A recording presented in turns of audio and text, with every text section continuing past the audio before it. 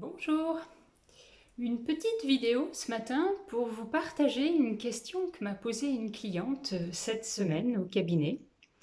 Alors pour ceux qui ne me connaissent pas encore, je suis Stéphane Alonso, je suis hypnothérapeute en périnatalité et accompagnante au deuil périnatal.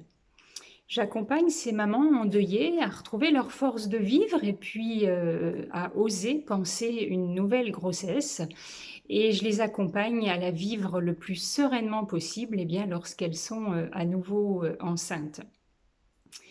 Alors cette maman me demandait si selon moi il y avait un meilleur moment pour penser à un nouvel enfant lorsque l'on a perdu son bébé pendant la grossesse précédente. Alors bien évidemment, j'ai commencé par lui dire que c'était pas à moi de lui donner cette réponse, ce n'est pas mon rôle. Mais en fait, je lui ai expliqué qu'il n'y avait pas de bonne ou de mauvaise réponse. En tout cas, il n'y a pas de réponse type parce qu'il s'agit pour chaque couple de parents endeuillés de choisir le moment qui va être le leur. Il va falloir qu'ils soient véritablement alignés avec ce choix, que cela ait du sens pour eux et puis surtout qu'ils s'y sentent prêts.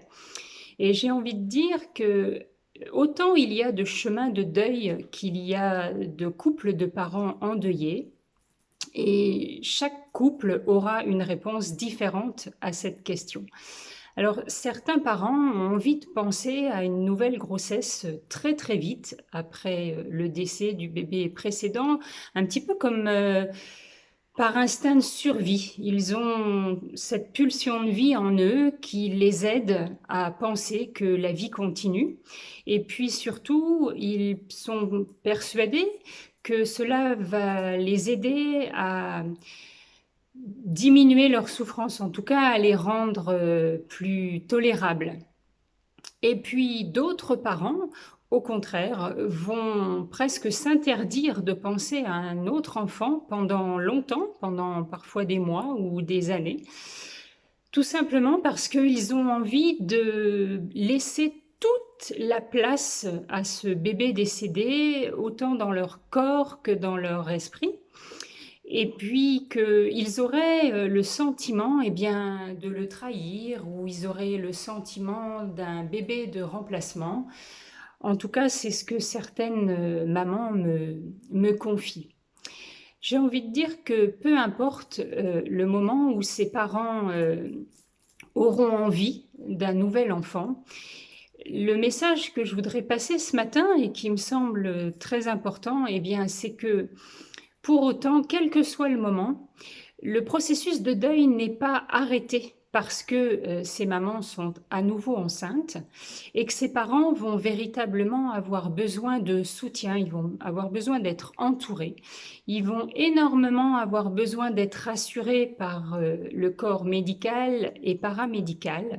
Et puis parfois, des accompagnements comme je le propose leur sont profitables parce que ce sont des parents qui ne sont plus insouciants, et pour cause, et qui vivent la grossesse suivante, la plupart du temps avec beaucoup d'angoisse et beaucoup de stress.